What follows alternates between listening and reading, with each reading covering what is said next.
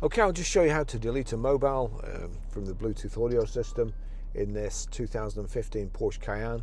So from any system, you've got phone there. If we go to phone, it says find telephone.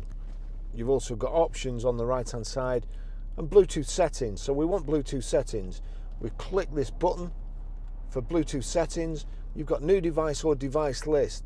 Turn down to device list, select device list, and you'll see Barry's iPhone 11.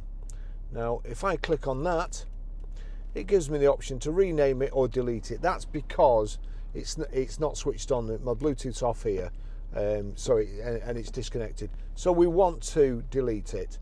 Click delete. Delete from list, yes. That's it, gone.